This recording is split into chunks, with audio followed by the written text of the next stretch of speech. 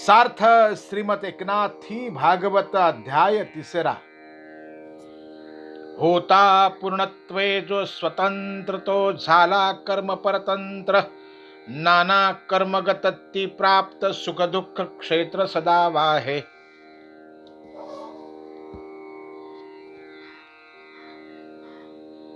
जो पूर्वी स्वतंत्र होता तो अनेक कर्मांमुळे परतंत्र होतो आणि सुखदुःखे भोगत त्याच क्षेत्रात राबत राहतो। मानो निमिषयांचे सुख देखत देखता घेतले विख, त्याचे अगणित असुख जन्म कोटी दुःख शोषिता न सरे। तो विषयात सुख मानतो पण ते विषच जणू, तो अखंडपणे भोगतो तरी ते संपत नाही। दुःखावरी दुःखाचे आवर्त, मोह शोकांचे गर्ते पडत, अति यातने माझी बुडत सदा उकडत काळाग्नी। दुःखावर दुःखे कोसळत असतात त्याचे दृष्टचक्र होते व तो मोह आणि शोक यांच्या गर्तेत सापडतो आणि यातनारूपी पुरात बुडतो किंवा काळाग्नीमध्ये जळत राहतो। ऐसे शोषिता दुःख शोक पुढे अवचिता एकाएक, महाप्रळयाचा भडका देख निकट सन्मुख संगी वाजे। याप्रमाणे दुःख व शोक भोगत असता अचानक महाप्रलय सन्मुख येतो। तेथे मागे नवचे काढिला पावो, पुढे निघावया नाही वावो। निज कर्मे बांधिला पहाव, प्रळयाचा ध्याव मस्तके वाजे। तेथे मागे येता येत नाही आणि पुढेही जाता येत नाही आणि तो कर्मबद्ध होतो, त्यावेळी प्रलयाचा घाव त्याच्या मस्तकावर पडतो। उत्पत्ती स्थिती प्रकरण तुझ सांगितले संपूर्ण, वाता प्रळयाचे लक्षण सावधान अवधारी।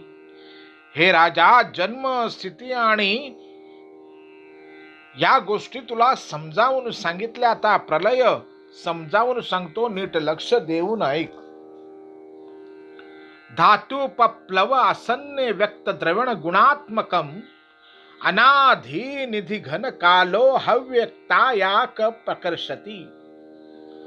ज्यावेळी पंचमहाभूतांच्या नाशाचे निमित्त प्राप्त होते, त्यावेळी आदी अंतरहित काळ भौतिक द्रव्य व त्यातील गुण म्हणजेच स्थूल व सूक्ष्म रूपांना मूळ कारणात आकर्षण करून लीन करतो। सूर्योदयेसी दिवस स्थिती लोटल्या दृश्य पावे राती, तेवी झाली या उत्पत्ती स्थिती प्रलयाची प्राप्ती अवश्य पावे। सूर्योदय झाला, दुपार झाली, संध्याकाळ झाली म्हणजे रात्र अवश्य येते। त्याचप्रमाणे उत्पत्ती व स्थिती झाली की प्रलय येतोच। एवं पावल्या प्रळय वेळू, खवळयनाधी घन काळू, तो महाभूतेसी भूगोळू, नाशार्थ प्रबळू प्रताप मांडी। त्यावेळी अनादी अनंत काळ महाभूतांचा घास घेण्यासाठी प्रबळ प्रताप आरंभितो। तेथ जे जे स्थूळाकारे व्यक्त ते ते करू लागे अव्यक्त, जे विपेरिले पिकोनी शेतस्वय वाळत उष्ण काळी। सृष्टीमध्ये जे जे काही स्थूल असते ते ते सर्व तो अव्यक्त करू लागतो। पेरलेले शीत पिकले की ते उन्हाळ्यात आपोआप वाळते। तृणादि नाना बीजे दीक्षिदी, स्वभावे वर्षीय विरुढती, तेची शारदीये नाना व्यक्ती सफळते होती सुपुष्ट। गवत वगैरे अनेक वनस्पतींचे बीजे पावसाळ्यात उगवतात आणि फलपुष्पाने बहरासी येतात। तेची ग्रीष्माच्या अंती फळमूळ मांडोणी व्यक्ती बिजेली न होती क्षिती, तैसी काळगती संसारा। पण ग्रीष्म ऋतू आला की झाडे आणि फळे पुन्हा पृथ्वीत लीन होतात। संसाराची गती काळाने अशीच होते। जेवी वसंताचे अलीकडे वृक्षांसी होय पान झडी, तेवी ब्रह्मादिकांची परवडी काळ झोडी निज सत्ता। वसंत ऋतूच्या पूर्वी पाने गळू लागतात, त्याप्रमाणे ब्रह्मदेवही काळापुढे नष्ट होतात. तो आपल्या सत्तेने त्यांना झोडून काढतो. जेविका वाळली या शेत कृषी वळू मळू लागे समस्त, तेवी व्यक्ताचे अव्यक्त काळ त्वरित करू लागे. शेतकरी शेताची मळणी करतो, त्याप्रमाणे काळ व्यक्त जगत त्वरेने अव्यक्त करू लागतो. तेच अव्यक्त करती स्थिती राया सांगेन तुझ प्रति, काळाची क्षोभक क्षती प्रळयाचे प्राप्तीपूर्वी पावे. हे राजा, व्यक्त सृष्टीला अव्यक्त करण्याची अवस्था कशी असते ते मी तुला सांगतो. प्रलय होण्यापूर्वी काळाची क्षोभ करण्याची शक्ती प्रकट होते.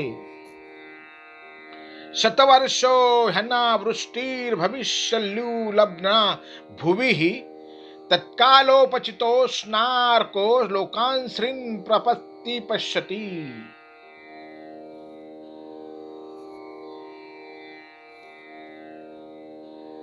पृथ्वीवर 100 वर्षे दुष्काळ पडेल, त्या काळी सूर्य अत्यंत उष्ण होऊन जगाला तप्त करेल.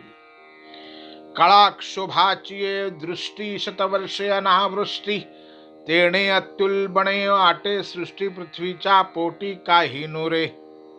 काळाची दृष्टी क्षुब्ध होताच 100 वर्षे पाऊस पडत नाही. सृष्टीचा नाश होतो, पृथ्वीवर काहीही उरत नाही.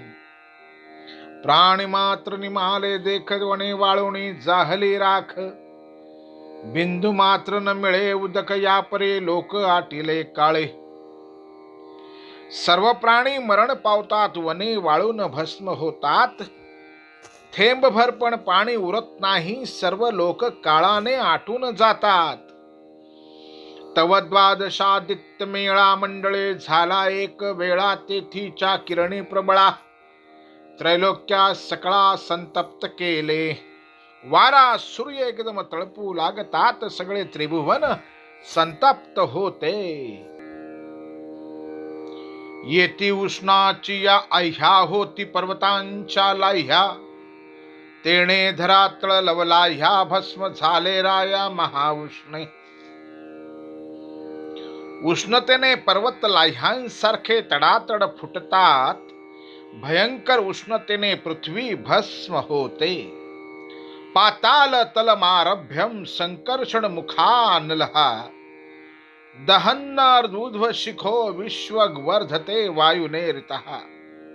शेषाच्या 1000 तोंडातून बाहेर पडणारा अग्नी पाताळापासून वर भडकत जातो, सर्वांना जाळीत प्रचंड वायूने सर्वत्र पसरतो. उष्णे तापले पृथ्वी तळपोळले शेषफणा मंडळ, तै सहस्रमुखे विषानळ अग्निकल्लोळ मिता झाला. त्या महाउष्णतेने पृथ्वी तापते, शेषाचे फणे पोळतात, हजारो मुखांनी विषाग्नीच्या ज्वाळा तो ओकू लागतो. पाताळ तळे हुनी देखा ऊर्ध्वमुख अग्निशिखा, जाळीतची तिन्ही लोका उठीला भडका अनिवार. पाताळातून ऊर्ध्वमुख अग्नी ज्वाळा जगाला जाळू लागतात.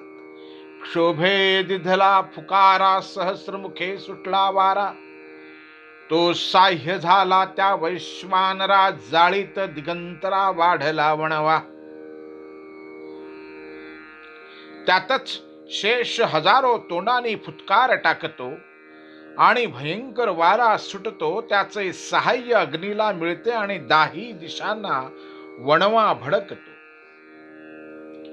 सांवर्तको मेघ घणो वर्षती स्म शतम समाहा, धाराभिर्हस्ती हस्तारभिर्लियते सलिले विराटहा. संवर्तक नावाचा मेघ समूह नंतर 100 वर्षे हत्तीच्या सोंडेसारख्या धारांनी वृष्टी करतो, त्यामुळे सारी सृष्टी पाण्यात विलीन होते. स्वर्ग आणि पाताळ तळा कवळुनी उठिल्या अग्नी ज्वाळा, तव प्रळय करत्या मेघमाळा, क्षोभल्या त्या कळा ती दुर्धरा. स्वर्ग आणि पाताळ यांना कवटाळून अग्नी भडकला की मागोमाग प्रचंड मेघवृष्टी करू लागतात. म्हणाल तेथ मोठे मोठे वर्ष लागले, थिंबूटे तैसे न भेगा कडकडाटे, एकी धार सुटे अनिवार. तेव्हा पावसाचे थेंब पडत नाहीत, सतत धाराच पडू लागतात.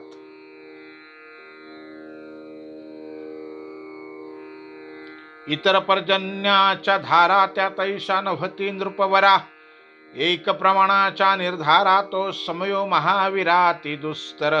इतर सामान्य पावसाच्या धारांप्रमाणे त्या नसतात. त्यांचे प्रमाण सांगतो तो प्रसंग हे महावीरा फारच भयंकर असतो. जैसी का मदगजाची सोंड तैशा धारा ती प्रचंड, शतवर्षे वरे अखंड पर्जन्य वितंड पै वर्षे. मत्त हत्तीची सोंड असते तशा मोठ्या धारा असतात आणि ती वृष्टी 100 वर्षे सतत चालते. विजू निज तेजे नभ जाळे तेणे कडकडाटे आरोळी, काळाची बैसे दात खिळी ऐसा प्रळय काळे मेघ खवळे. विजा आपल्या तेजाने सारे अंग जाळून टाकतात, भयंकर कडकडाट होतात. मेघ इतके खवळतात की सर्व जलाशय एक होतात आणि वर्षाव करणारे मेघही बुडून वर जातात, अर्थात त्रैलोक्य जलमय होते. उलथले तेणे जलसैंधते तो निवर्षत होते मेघ, त्यातेही विरवून सांग जळमय चांग त्रैलोक्य झाले. अनिवार्य वेगाने बरसणारे मेघ स्वतःच गुप्त होतात, त्यांना संवर्तक मेघ म्हणतात. तीर्थक्षेत्र पवित्रोदक सरिता समुद्र झाले एक, हरपले पाही चंद्र सूर्यादिक तिन्ही लोक बुडाले. तीर्थे क्षेत्रे नद्या समुद्र सारे काही एक होतात, त्या चंद्र सूर्यादिक व तिन्ही लोक बुडून जातात.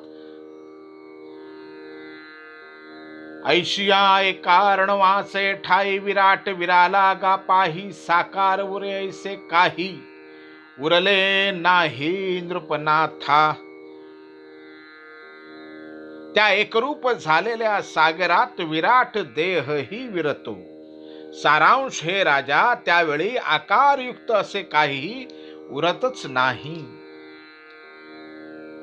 ततो विराज मुत्सज्ज वैराज पुरुषो नृपहा, अव्यक्तम विशते सूक्ष्मम निरिंधन इवानलहा. प्रलय काळी सर्वत्र जलमय होते. त्यानंतर हे राजा विराट पुरुष आपल्या स्थूल सृष्टीरूप स्थूल देहाला सोडून इंधन रहित अग्नी जसा अव्यक्त होतो तसा सूक्ष्म अव्यक्तात प्रवेश करतो. अर्थात मी विराट देह आहे ही धारणाच सोडून तो अव्यक्त होतो. प्रळय काळे अतिग हिंसू अगाध उसळे लज्जल्लोळासु, स्थूळाचा करता नाशू विरे निशेषु विराटू. प्रलय काळी सर्वत्र जलमय होते, त्यात सर्व साकार पदार्थांचा लय होतो. स्थूल जगत हे विराट पुरुषाचे दृश्य तरीही शरीरही त्यात विरघळून जाते. विराटाचा वैराज पुरुष तो व्यक्ती करी प्रवेशु, जेवी इंधननाशे हताशु करे रहिवासु निज कारणी. त्या विराट शरीराचा अभिमानी म्हणजे वैराज पुरुष तोही इंधन जळून गेल्यावर अग्नी जसा उरत नाही व सामान्य तेजात विरून जातो, त्याप्रमाणे अव्यक्तात लीन होतो. जे ब्रह्मलोक निवासी होती त्यासी महाप्रळयाचे अंती, ब्रह्मासवे सर्वांसी क्रमे मुक्ती ऐसे श्रुतीचे दृढ वाक्य. जे ब्रह्मलोकात राहतात त्यांना महाप्रलयाच्या शेवटी ब्रह्मदेवासह क्रममुक्ती मिळते असे श्रुतीचे निश्चित विधान आहे. वैराज पुरुष नाम वंदती, हिरण्यगर्भाते म्हणती त्यासी प्रळयी प्रवेशु अव्यक्ती, तैत्रांची गती श्रुती वाक्ये कैसी. हिरण्यगर्भालाच वैराज पुरुष म्हणतात.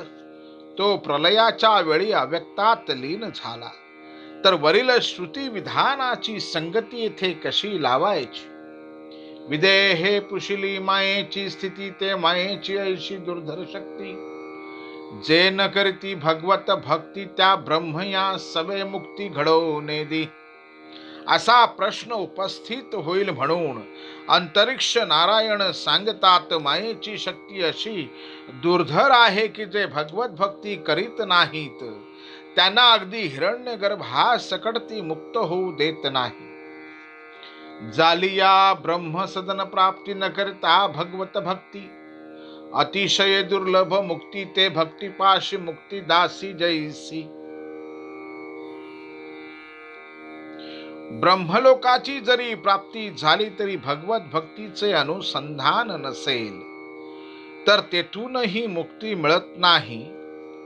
गीतेत भगवंत म्हणतात, आब्रह्मण्य भुवना लोकहा पुनरावर्तिनोऽर्जुन. कारण भक्तीपाशी मुक्ती दासी असते.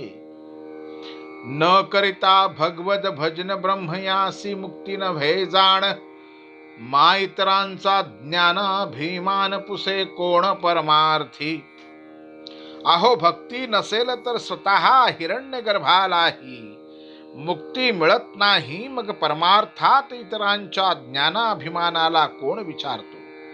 अर्थात ब्रह्मलोक निवासीही प्रलय काळी मुक्त होत नाहीत. ज्यासी जेथ पदाभिमान, त्यासी तेची दृढ बंधन. या लागी दुर्लभ पण मोक्षासी जाणती ही लोकी. ज्याला ज्या पदाचा देहाचा अभिमान असतो तोच त्याला बंधन होतो, बंधक होतो. म्हणून तिन्ही लोकात मुक्ती दुर्लभ आहे.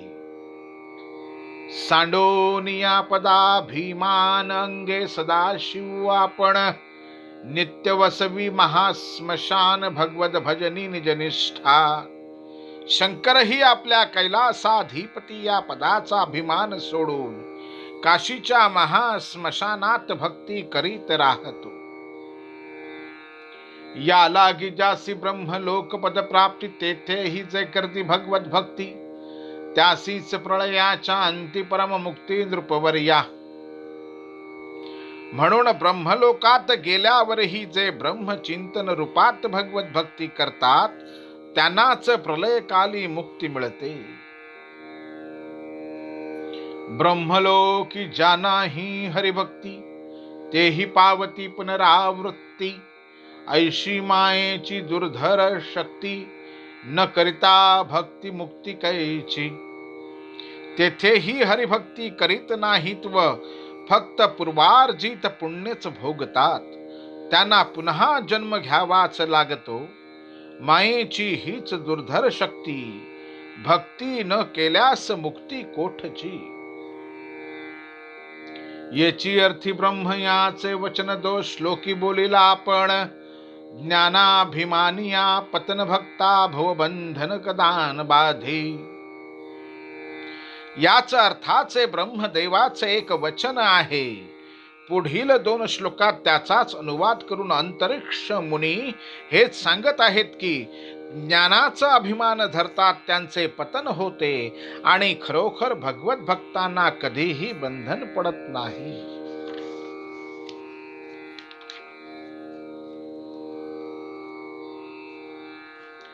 ब्रह्माधिकृतः गर्भस्थिति श्लोको येन्नेर निंदाक्ष विमुक्तमा निन्यतयस्ताभावदी शुद्ध बुद्ध्यः.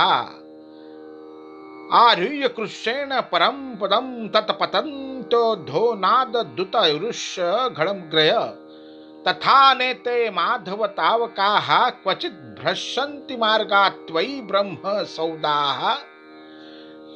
त्वयाभिकुप्ता विचरन्ति निर्भया विनायकानिक मूर्धसु प्रभो. देवकी मातेच्या गर्भात भगवंत आले असताना ब्रह्मदेवादी देव त्यांची स्तुती करतात. हे अरविंदाक्ष, जे दुसरे आपल्याला मुक्त मानणारे तुझ्याच विषयीची त्यांची भक्ती अस्त पावल्यामुळे अशुद्ध बुद्धीचे तुझ्या चरणांचा अनादर करतात.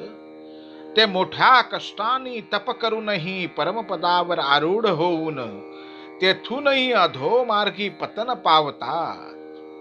पण हे माधवा, तुझ्या ठिकाणी अत्यंतिक भक्ती असणारे लोक त्या भक्तांप्रमाणे भ्रंश पावत नाहीत. ते हे प्रभो, तुझ्याकडून सर्वथा रक्षण केले जातात व विघ्नहर्त्या विनायकाच्या सेनापतीच्याही मस्तकावर निर्भयपणे विराजतात. अर्थात त्यांना पतन भय नसते.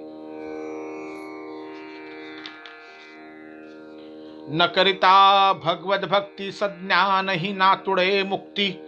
तेची अर्थींच्या दृष्टांती ब्रह्मयाची मुक्ती दाविली येथे.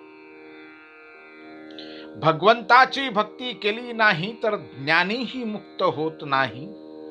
या अर्थी ब्रह्मदेवाचे वचन दृष्टांत म्हणून सांगितले आहे.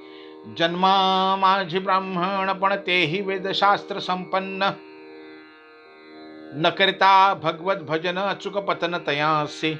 ब्राह्मण असून वेदशास्त्रांचे ज्ञान असले तरी जर मनुष्य भक्ती करणार नाही तर त्याचे पतन होईल. भक्ता सर्वभूती भगवत भावो. तेत विघ्नांसी नाही ठावो. तया पावची होयो पाव भावार्था देवो सदा साह्य. भक्तांना तर सर्वत्र भगवंताचाच प्रत्यय येत असतो. त्यामुळे विघ्ने त्यांना येत नाही. त्यांना कोणी अपाय केला तर तो उपायच ठरतो, कारण भगवान अशा भक्ताला नेहमी साह्य करतो. भक्तिवीण मुक्तीचा सोसू करता प्रयत्न पडे ओसू. असो हे वैराज पुरुषु करी प्रवेशू अव्यक्ती. भक्ती न करता नुसत्या मुक्तीसाठी प्रयत्न केला तर तो व्यर्थ ठरतो. असो हा विराटाचा अभिमानी वैराज जेव्हा अव्यक्त होतो तेव्हा मग महाभूतांचा रास कसा होतो ते मी तुला सांगतो, ते ऐक. वायुना ऋतगंधा भूसलिलत्वाय कल्पते. सलिले तद्धृतरस ज्योतिष्ट वायोपकल्पते. हृतरूपातु तमसा वायो ज्योतिः प्रलीयते. हृतस्पर्शोक्वाकाशेन वायुर्नभसि लीयते. कालात्मना हृतगुण नभ आत्मनि लीयते. वायू पृथ्वीतील गंध हरण करतो व पृथ्वी जलरूप होते. जलातील रसत्व जाते व ते तेजोरूप होते व तमाने ज्योतिर्मयता हरण केलेले तेज वायुरूप होते.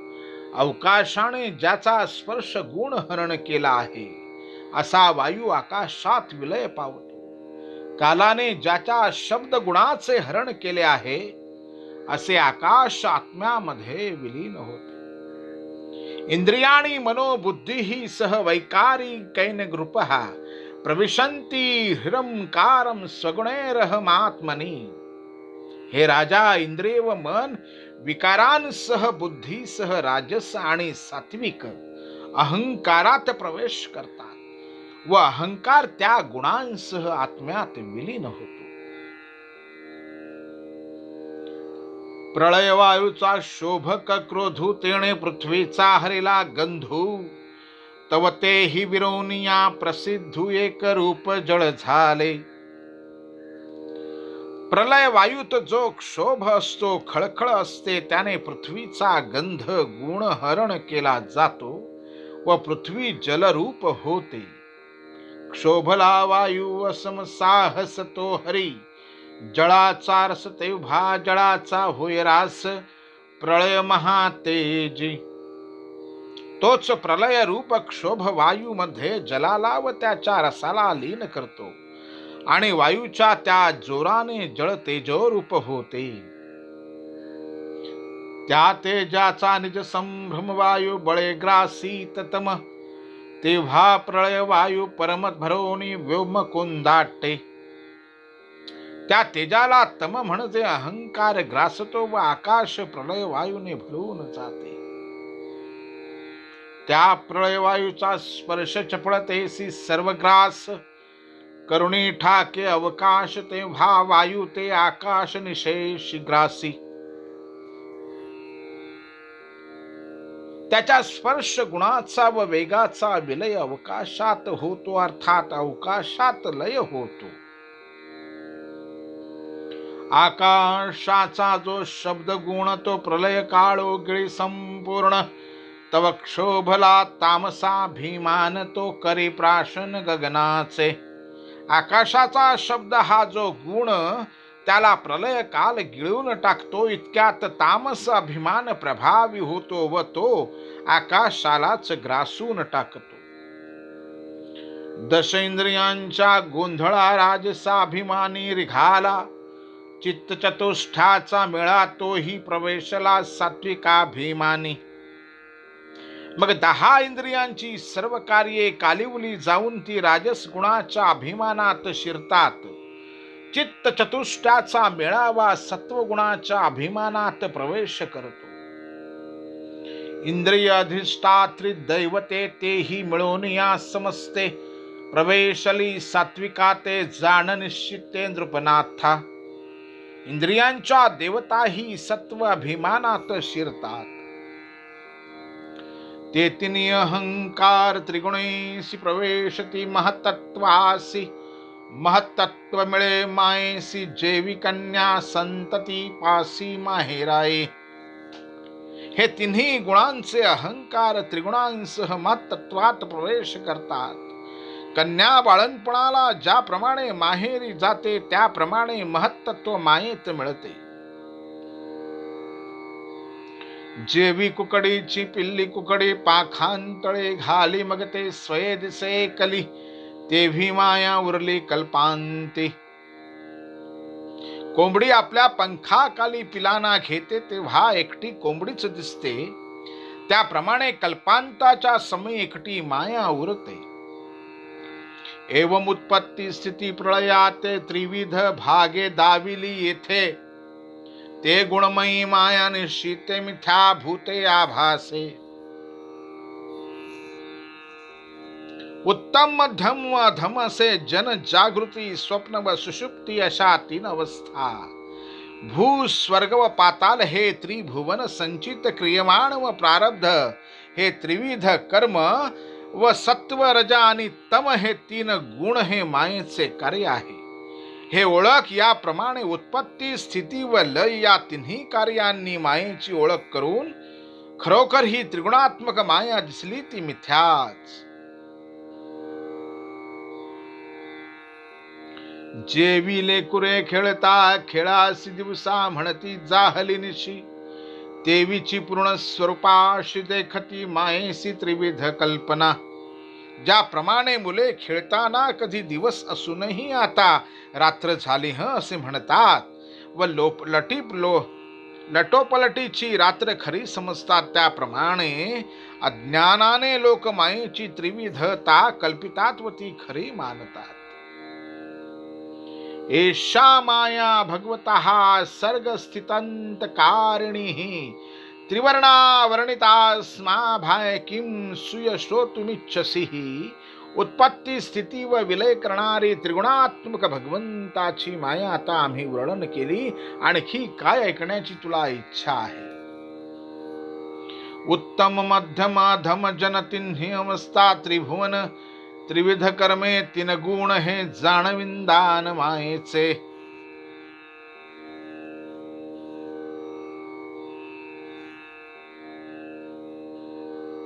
ध्येय ध्याताणी ध्यान पूज्य पूजक पूजन हो ज्ञेय ज्ञातानी ज्ञान. हेही त्रिपुटी जाण मायेची. ध्येय ध्याता व ध्यान, पूज्य पूजक व पूजन, ज्ञाता ज्ञेय व ज्ञान ही त्रिपुटी म्हणजेच मायेचे कार्य आहे.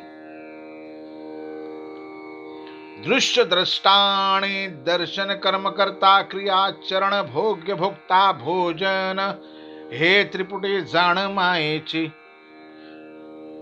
दृष्टा दृश्य व दर्शन करता कर्म व क्रिया, भोक्ता भोग्य व भोगणे ही त्रिविधता मायेचेच कार्य हो.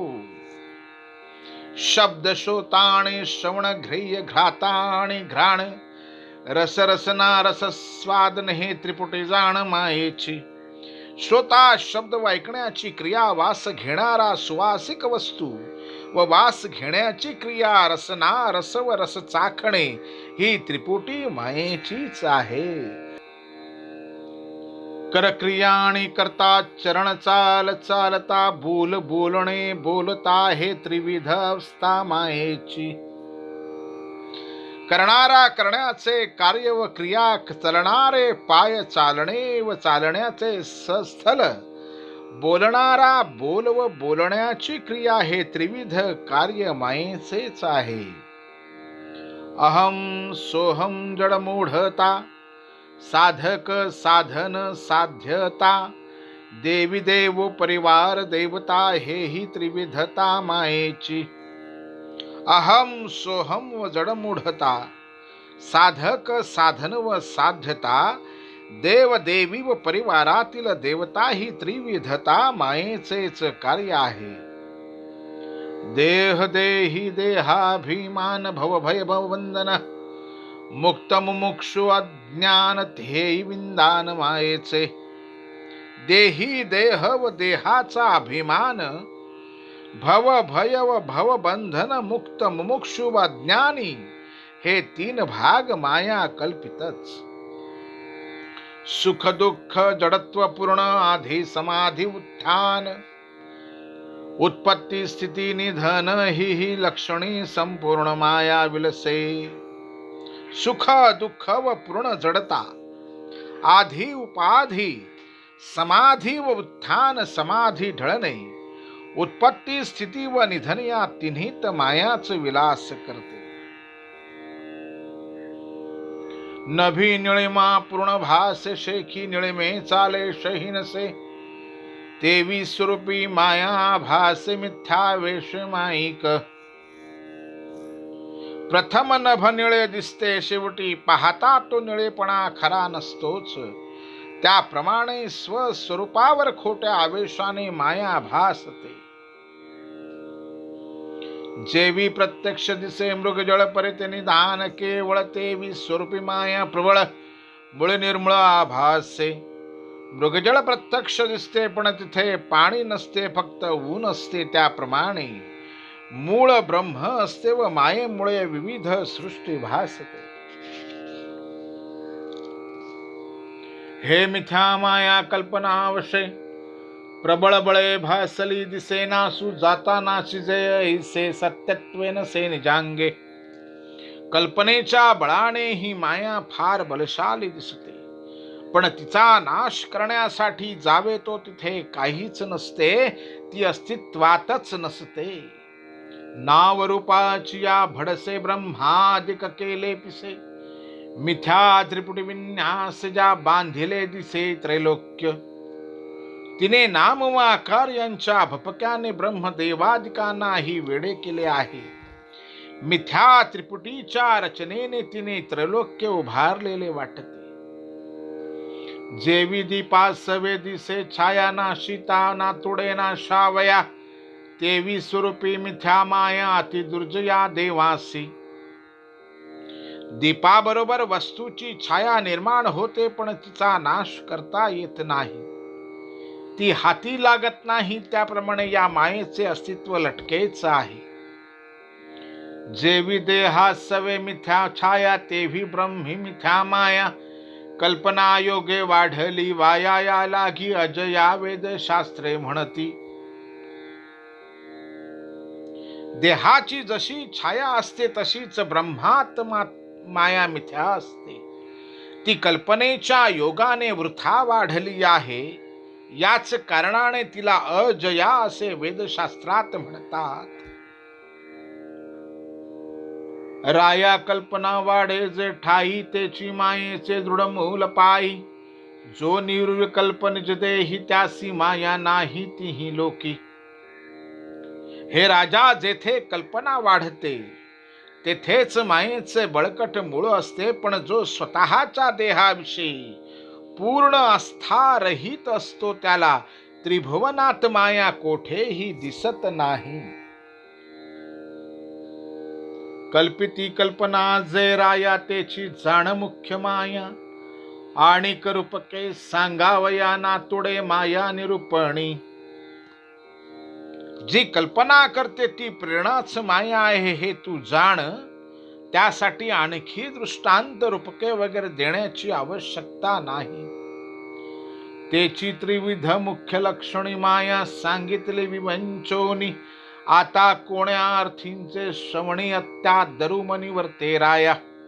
हे जनका, याप्रमाणे मी तुला मायेचे त्रिविध कार्य सांगितले. आणखी काय ऐकण्याची तुझी इच्छा आहे? माया दुस्तर दारुण ऐकुणी ऋत्विज ब्राह्मण थरारले सभाजन. राजा ही पूर्ण विस्मित जाहला. मायेचे हे भयंकर वर्णन ऐकून यशा यज्ञाचे ऋत्विज ब्राह्मण व सभाजन भयचकित झाले व राजाही पूर्ण सीमित झाला. नवल मायेचे रूपक नाशू न शकतीच ज्ञाते लोक. जिया गोविले ब्रह्मादिक इतरांचा देख पाडू कोण. मायेचे रूपच असे आश्चर्यकारक आहे की ज्ञाते लोक सुद्धा तिचा निराश करू शकत नाहीत. जिथे साक्षात ब्रह्मदेवालाही तिने भूल पाडली, तिथे इतरांचा विचार तरी कोणी करावा. माया आक्रमुनी शिवासी तोही आणिला जीवसत्वासी. ते माया तरावया दिनांसी उपावो यासी पुसोपा. तिने शिवावरही आक्रमण केले व त्याला मी जीव आहे असा भ्रम निर्माण केला. तेव्हा अशा प्रबल मायेला सामान्य जन कोणत्या उपायाने ओलांडू शकतील ते आपण या मुनींना विचारावे. सुखोपाये दिनजन दुस्तर माया तरती पूर्ण. तदर्थी राजा आपण त्या दरे प्रश्न श्रद्धेने पुसे. अशा विचाराने जनक राजा मायेच्या उल्लंघनाचा सर्व लोकांना साधेल असा उपाय आदराने विचारू लागला. यथे तामेश्वरी मायाम दुस्तराम कृतात्मभिः तरंतंच स्थूल धियो महर्ष इदमच्युताम. राजा म्हणाला, हे महर्षे, ज्याने आपले मन जिंकलेले नाही अशा लोकांना दुस्तर अशी ईश्वरी माया शरीराचीच अहंता बाळगणाऱ्या प्राकृत लोकांना कशी तरुण जाता येईल ते कृपया सांगा. अतिदुस्तर हरची माया कोणी हसे आले राया. लटकीच परी देहाभिमानिया बांधावया दृढ जाहली. कल्पनेच्या बळाने हरीची माया कशी दुस्तर आहे ते ऐकून राजा आश्चर्याने हसू लागला व म्हणाला, ही माया खोटी असूनही देहबुद्धीच्या लोकांना दृढ बंधनकारक होते. माया दुस्तर शास्त्र प्रसिद्धी. तेथ भोळ भोळे स्थूळ बुद्धी सुखे तरती कोणे विधी. तो सांग त्रिशुद्धी उपाव. माया दुस्तर आहे हे तर सर्व शास्त्रांत उघड सांगितलेले आहे. पण स्थूल बुद्धीचे सामान्य लोक सुद्धा तिचा निराश कसा करतील तो उपाय मला सांगावा. जासी वश्य नाही निजमन आणि भवाब्धी तरावया भावपूर्ण. ऐसे भोळे भाविक जन त्यासी माया तरण सुगम सांगा. ज्यांचे मन त्यांच्या स्वाधीन नसते अशा भोळ्या भाविक लोकांनी माया कशी ओलांडावी तो सोपा उपाय सांगा. मागा कवी बोलिला संकलिती तन्मायया तो बुध आभजेती. गुरुब्रह्म भेद स्थिती करता भक्ती माया तरिजे. पूर्वी कवी महर्षीने तन्मायया तो बुध आभजे आधी श्लोकात गुरु व ब्रह्म एकच आहे अशा भावनेने भक्ती केली तर माया ओलांडता येते असे थोडक्यात सांगितले. त्यावरूनच मी विचारित आहे की तो उपाय स्पष्टपणे समजावून सांगावा. ते भक्तीचे स्पष्ट लक्षण विशद व्हावया श्रवण. पुढती मायेचे तरण पुसावया कारण मुख्यत्वे हेची.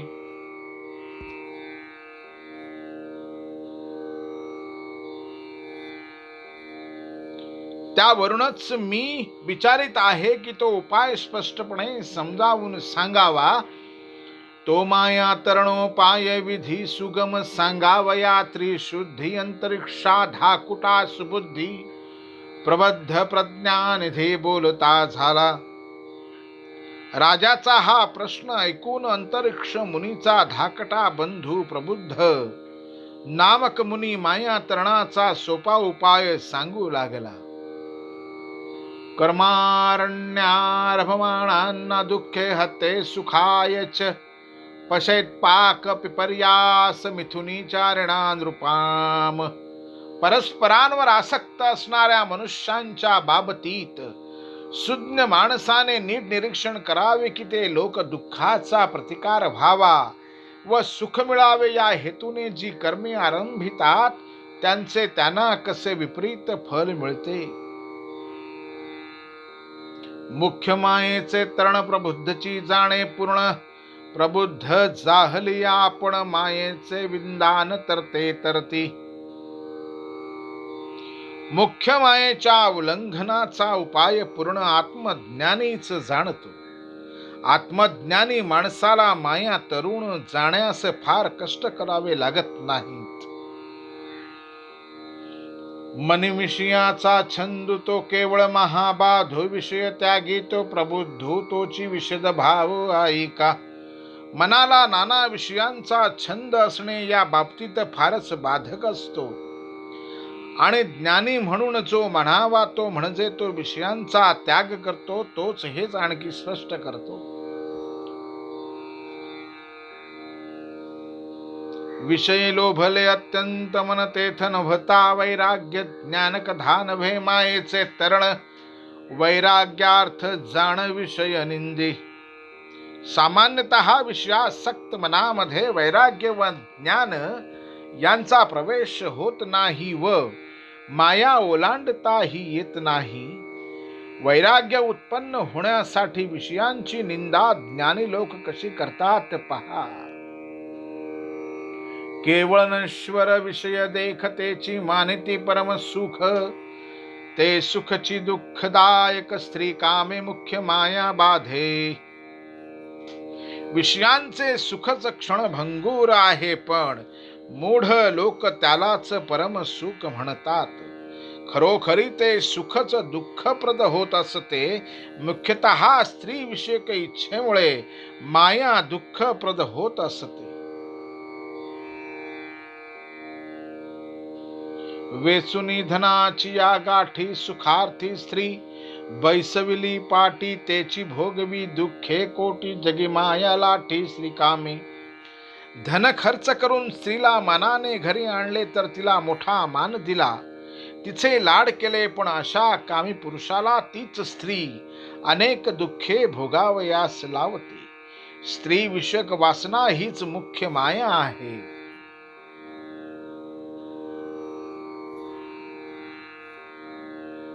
स्त्री कामे प्रपंचू सबळ स्त्री कामे दुःख प्रबळ. स्त्री कामे मायेसी बळ स्त्री कामे सकळ मोहिले जग. तिच्यामुळे प्रपंच प्रबळ होतो, दुःख प्रचंड वाढते व त्यातच मायेचे खरे बल असते. तिच्यामुळे सारे जग मोहग्रस्त होत असते. आवडी स्त्री बैसविता पाटी त्या प्रपंचाच्या वाढवी कोटी. महामोहाच्या पाडुणे गाठी दुःख सागरी लोटी.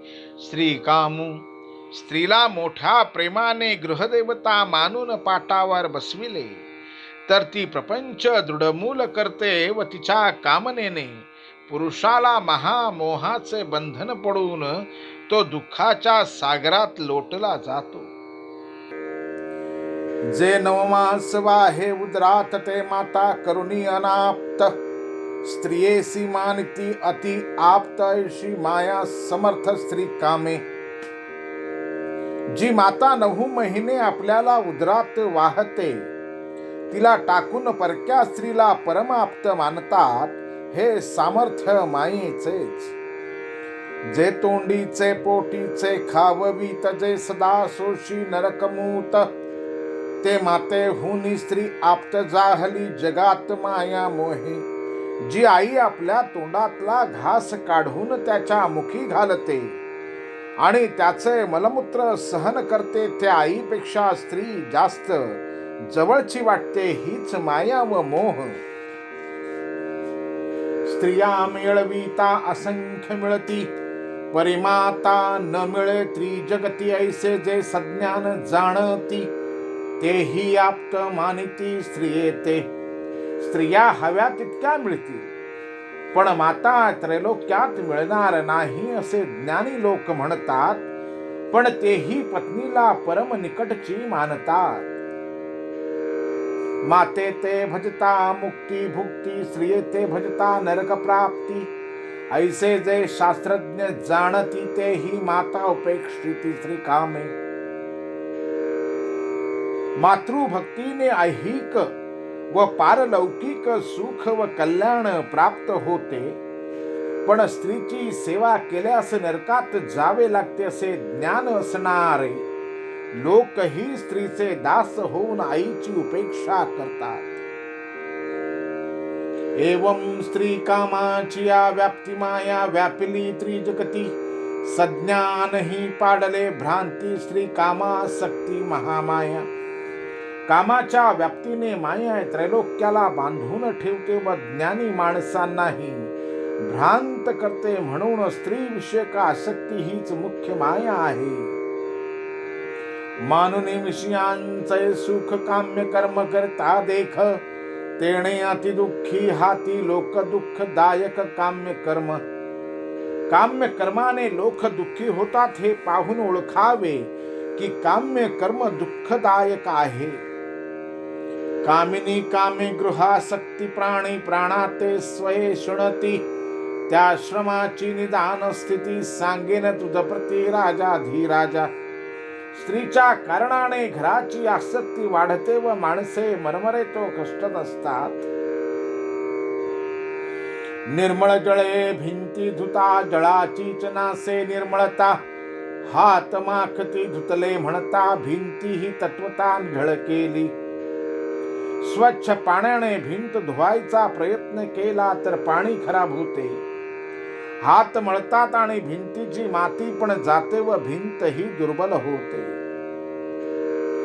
तेवी विषयांचे निसुखे सुख न पावतीच ब्रह्मादिक. विषयाचा जे मानती हरिकथे परम मूर्ख पशुदेही. विषयात सुख मानले तरी ब्रह्मादिकही सुखी न होता दुःखीच होतात. पण अशा विषयांचा जो आनंद मानतात ते नर नसून मनुष्य रूपातले पशुच आहेत.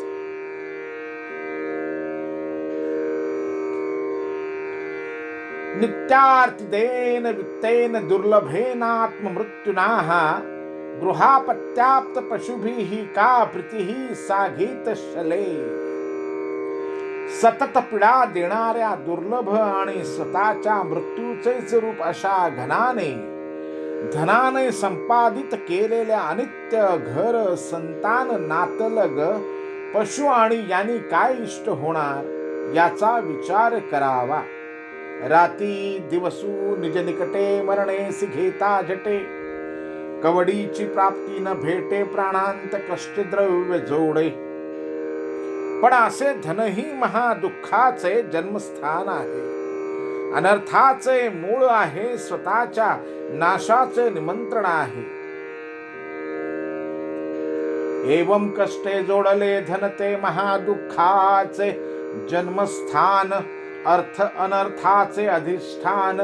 निजात्म मरण निज मूळ. द्रव्य नसले म्हणजे जो चिंता करतो ते मिळाले म्हणजे त्याच्या रक्षणाची चिंता करतो. त्यामुळे त्याच्या जीवाला घोर लागलेला असतो. धन लोभामुळे त्याला दुसऱ्याबद्दल अविश्वास वाटू लागतो.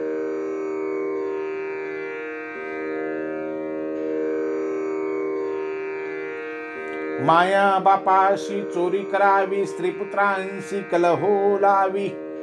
सहृदाते दुरी दुरावी. हे द्रव्याची पदवी स्वाभाविक. धनलोभ असला की मनुष्य आई बापांचेही पैसे चोरतो. स्त्रिया व मुले ह्यांच्यात भांडण लावतो आणि घनिष्ठ स्त्रियांनाही मित्रांनाही माणूस दुरावतो. द्रव्याचा हा स्वाभाविक गुण आहे. द्रव्यापाशी अधिव्याधी, द्रव्यापाशी अशी दृष्ट बुद्धी, द्रव्यापाशी सलोभ क्रोधी असत्य निरवधी, द्रव्यापाशी द्रव्य आले की त्याबरोबर संकटे, रोग, दृष्टपणा, लोभीपणा, राग, अत्यंत खोटेपणा, अनेक संशय, पापे करण्याची प्रवृत्ती आणि अति ताप हे दोष नित्य असतात. त्यामुळे धनसंचय सर्वथा दुःख रूप आहे. द्रव्यापाशी अतिविकल्प, द्रव्यापाशी बसे पाप, द्रव्यापाशी अतिसंताप, पूर्ण दुःख रूप ते द्रव्य. हे दाने तगिता फळ गोमटे, लोभिया नरका नेहटे तटे, द्रव्यायसे गाव उखटे, आनन भेटे तीही लोकी. द्रव्याचा दानाकडे विनियोग केला तर उत्तम फळ मिळते, पण त्याचा लोभ धरल्यास ते नरकात लोटते. म्हणून तिन्ही लोकात धनासारखी वाईट वस्तू नाही. नळिया चणियांचे आशा वानरे, मुठी धरणे तेची फासा, तेवी द्रव्यरा लाभाभिलाषा, नरदेह दशा धप्पाती. वानर चण्यांच्या आशेने पाशाजवळ येऊन मुठीत जेव्हा चणे धरतो तेव्हा ते मिळत नाहीत, पण तो मात्र पाशात अडकतो. त्याचप्रमाणे स्त्री आणि धन यांच्या अभिलाषेने माणसाची दुर्दशा होते, त्याचा अधपात होतो. द्रव्य सहसा न मिळे, पाही मिळे तर अनिती अपायी, या लागी द्रव्याच्या ठाई सुख नाही त्रिशुद्धी. जीवापाड कष्ट केले तरी हाती पैसा येत नाही, आणि आला तर अनितीकडे वळतो. म्हणजेच द्रव्यामध्ये सुख नाही हे त्रिवार सत्य. धनवे चोनी फोडा वाडे, घर करती वाडे कोडे, अध्रुवत्वे सवेची पडे, थिते द्रव्य बुडे आयुष्येसी. लोक प्रचंड पैसा खर्च करून मोठी घरे बांधतात, पण आयुष्यासारखेच घरही नश्वर असते आणि तो पैसाही फुकट जातो. करुणी आयुष्याचा मातेरा, मुद्दलेसी देणे जोडिले पुत्रा, त्या पुत्राच्या मरणद्वारा दुःख दुर्धरा माझी बुडती. सर्व आयुष्याचे मातेरे करून लग्नासाठी आणि पुत्रजन्मासाठी नवस सायास करून पुत्र प्राप्त झाला, आणि मग तो पुत्र जर मेला तर माणूस फार दुःख करतो. प्रपंचीचे सहृद समस्त जव स्वार्थ तव होती आप्त, स्वार्थ विरोधे ते अनाप्त, होऊन घात सहृदा करती. प्रपंचातील सर्व मित्र जोपर्यंत त्यांचा स्वार्थ साधत असतो तोवरच आपुलकीने वागतात, पण स्वार्थाशी विरोध होऊ लागला की तेच वैरी होऊन त्या माणसाचा घात करतात. करोनिया ती हव्यासु मिळविती नाना पशु, त्यांचा सवेची होय नाशु, तेणे दुःखे त्रासु गृहस्थांसी. आधी आपला देहच टिकणारा नाही तर प्रपंच तरी कसा सत्य असेल. सर्व जग काळाने ग्रासले आहे, त्या काळाने सर्वांना ह्या जगात ठकविले आहे. मनुष्य देहो कर्मभूमी प्राप्त, तो लोक म्हणती कर्मजीत. हा जैसा नश्वर येत तैसाच निश्चित नश्वर स्वर्गो. ह्या कर्मभूमीत ह्या मनुष्य देहाला कर्मजीत म्हणजे कर्माने प्राप्त झालेला असे म्हणतात. हा देह व हा लोक जसा नाशिवंत आहे तसाच स्वर्गही नश्वर आहे. एवं लोकं परम विद्यान धरम कर्मनिर्मितं, सतुल्यातिशय ध्वंसं यथा मंडलवर्तीनाम. याप्रमाणे स्वर्गही कर्माने उत्पन्न केलेला व म्हणूनच नश्वर देह असून राजांच्या मंडलामध्ये ज्याप्रमाणे परस्परात स्पर्धा चालते त्याप्रमाणे परलोकातही समान देवांशी स्पर्धा, श्रेष्ठ देवांच्या बद्दल असूया आणि नाश हे असतात. कारण परलोकही पुण्यकर्माने मिळालेला असतो. मनी धरोनी विषय भोग इहलोकी करती याग, पुण्य जोडोनिया सांग पावती स्वर्ग निज पुण्य योगे. स्वर्ग सुखा इंद्राधिपती तोही पतनार्थ धाके चित्ती, विघ्न सुचित सांप्रती स्वर्ग स्थिती अपाई. मनात सुखभोगाची इच्छा धरून लोक मोठमोठे यज्ञ करतात.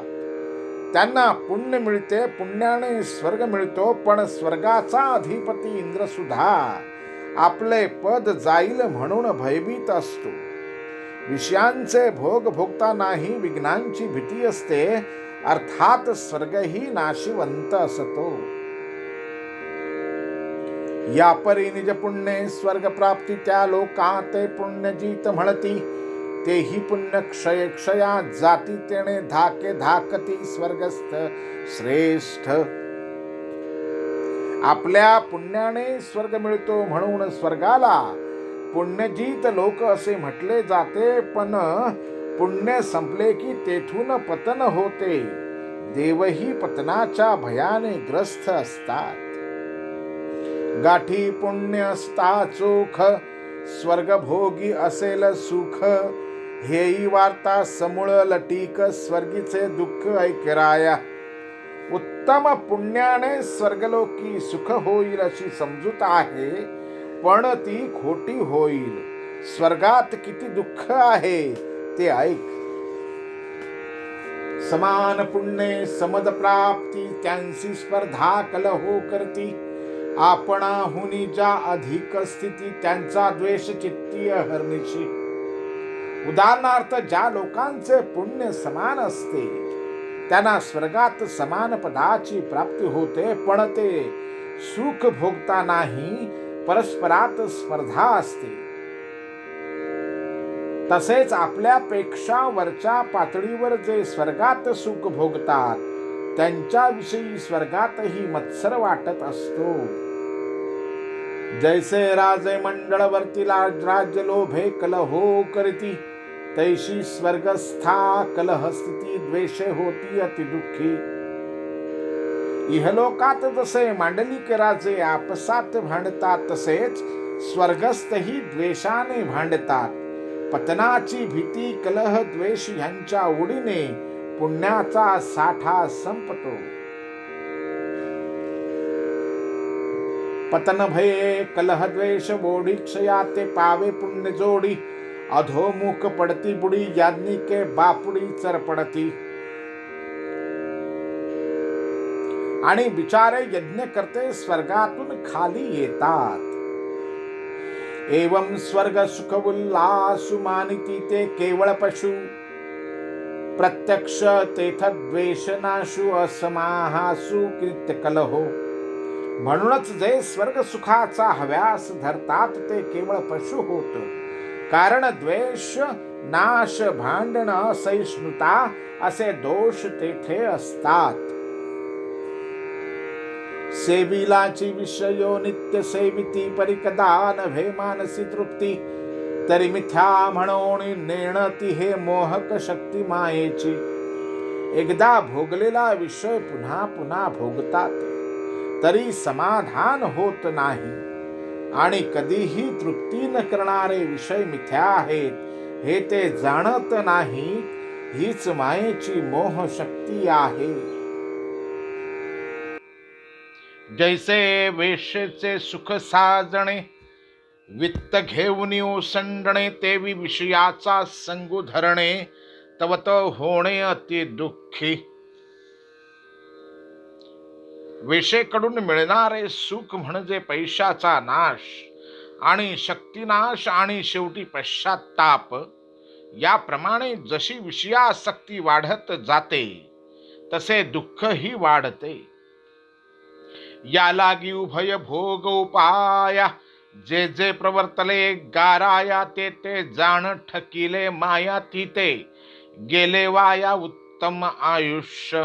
म्हणूनच हे सत्य आहे की इहपर सुखाच्या मागे जे लोक लागतात त्यांना माया ठकविते आणि त्यांचे आयुष्य फुकट जाते. कर्मभूमी नरदेह प्राप्त हे पूर्ण निज भाग्यांचे मथित. देव नरदेह वांछित ते देव केले व्यर्थ विषयार्थी.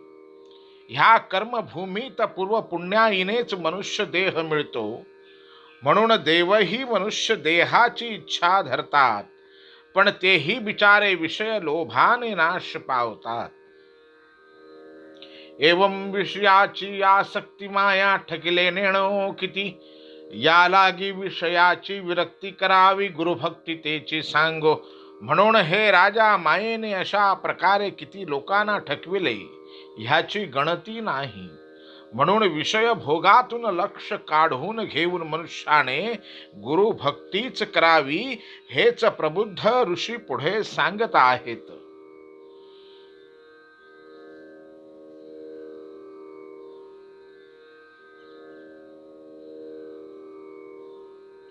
तस्माद् गुरुं प्रपद्येत जिज्ञासुः श्रेय उत्तमं. शाब्दे परे च निष्णातं ब्रह्मण्युपशमाश्रयम्. म्हणून परम श्रेय जाणण्याची ज्याला इच्छा असते, त्याने वेदातीत निर्दिष्ट ब्रह्मामध्ये व परब्रह्मामध्ये प्रवीण असलेल्या व निवृत्ती मार्गाच्या ज्ञानी अशा गुरुला शरण जावे. जाणून विषयांचे नश्वरपण पावावया लेगी ब्रह्मपूर्ण. सद्गुरुसी अनन्य शरण विरघावे संपूर्ण श्रद्धायुक्त. मनुष्याने विषय क्षणिक आहेत हे ओळखावे. पूर्ण ब्रह्माला जाणण्यासाठी सद्गुरूला श्रद्धेने व अनन्यपणे शरण जावे व म्हणावे, मी केवळ आपल्या वचनानेच मायेला तरून जाईन असा माझा पूर्ण निश्चय आहे. म्हणून आत्महित साधावे यासाठी मी तुमच्या पाया पडतो. सद्गुरु वचन मात्रे माया तरो निहा निश्चय राया. येणे सद्भावे लागतो पाया पावा वया निज स्वार्थू. गुरु ऐसे जय म्हणणे तेही आहे बहु सालसपणे. ऐकराया ती लक्षणे तुझ कारणे सांगेन. हे राजा, गुरु कोणाला म्हणावे ह्यात पुष्कळ प्रकार आहेत. मी गुरूंची लक्षणे सांगतो ती ऐक. एक वेद्याध्ययन गुरु, एक व्याख्यान दानी उतारू. एक ज्योतिष ज्ञानी गंभीर उपरिते सद्गुरू न म्हणते ज्ञाते. एक वेदाध्ययन शिकविणारे गुरु असतात, काही केवळ वक्ते असतात, काही ज्योतिषी असतात, पण शुद्ध माणसे त्यांना सद्गुरू म्हणत नाहीत. एक आग मुक्त मंत्र उपासिती जप करावा विधान युक्ती. मग काय होईन निज प्राप्ती, हे न कळे निश्चिती गुरु शिष्या. कित्येक गुरु जप करायला सांगतात, पण त्यामुळे इष्ट प्राप्ती केव्हा होईल हे गुरूंनाही माहीत नसते आणि शिष्यालाही कळत नाही. एक वायू धारणा लाविती, एक ज्ञाना लक्षे दाविती. एक हट योगे गोविती, एक बैसविती महामुद्रा. कित्येक प्राणायामाच्या योगाने वायू कुंडावयास लावतात. काही जण ब्रह्माची अनेक प्रतीके दाखवितात. शिष्याला हटयोग करायला सांगतात किंवा काही मौन बाळायला सांगतात. एक ब्रह्मानुवादे चोखटू तत्वनिरूपणे उद्भटू. वैराग्य बोलिका वरिष्ठ उपजवी विटूपय भोगांचा. अहो, कित्येक गुरु ब्रह्माचे निरूपण करण्यात फार चतुर असतात. ते मोठ्या आवेशाने तत्व समजावून सांगतात. वैराग्य हवे म्हणून प्रतिपादन करतात आणि असे प्रभावी भाषण करतात की श्रोत्यांना खरोखरच ऐहिक व पारलौकिक अशा सर्व भोगांविषयी वैराग्य उत्पन्न होते. कैसे विरूपी निशुद्ध ब्रह्म, ऐको निसात्विका येत प्रेम परिनिज हृदयीचा भ्रम निरसे ते वर्म नेण्याची. अहो, शुद्ध ब्रह्माचे निरूपण त्यांच्याकडून ऐकून सात्विक श्रोत्यांना प्रेमाचे भरते येते, पण आपल्या मनातील भ्रम कसा जाईल ते त्यांना कळत नाही. जेवी गुळवसांचा घाणा तोंडींचा रसू भरे भाणा शब्द चोपटे भरोणी वदना करी परिभ्रमणा कर करी तू. उसाचा घाणा रसाने खालचे भांडे भरतो, पण त्याच्या तोंडात म्हणजे चाकात चोयट्याच असतात आणि करकर आवाज करीत त्याला फिरत राहावे लागते. ऐसा जो का शब्द ज्ञानी उत्तम व्याख्याता ज्ञान गुणी तो जनरंजवी निरूपणी स्वये कोरडेपणी करकरीत तो. ह्याच प्रमाणे उत्तम शब्द ज्ञानी निरूपण चांगले करतो, पण स्वतः कोरडाच राहतो, घाण्यासारखी नुसती वटवट करतो. योगक्षेम चाले गोमटा लौकिकी थोर प्रतिष्ठा तेथे निज प्राप्तीची उत्कंठा न वचे वरिष्ठा शिष्यांची. आपला योगक्षेम चांगला चालावा, लोकात आपल्याला प्रतिष्ठा मिळावी, हाच त्याचा हेतू असतो. आपल्या शिष्यांना आत्मज्ञान व्हावे अशी उत्कंठा त्याला मुळीच नसते. जेवी अमृत म्हणता चवीन लभेगा सर्वथा तेवी शाब्दिक ज्ञान योग्यता अनुभव वार्ता स्वयेनुपजे. तोंडाने अमृत हे नाव उच्चारले आणि एखादा पदार्थ खाल्ला तर त्याला चवीचा लवलेशही नसतो, त्याप्रमाणे त्या ज्ञानी लोकांची शाब्दिक ज्ञानात प्रगती खूप असते, पण अनुभवाच्या नावाने ते शून्य असतात. हरे नमा हरे नमा हरे नमा.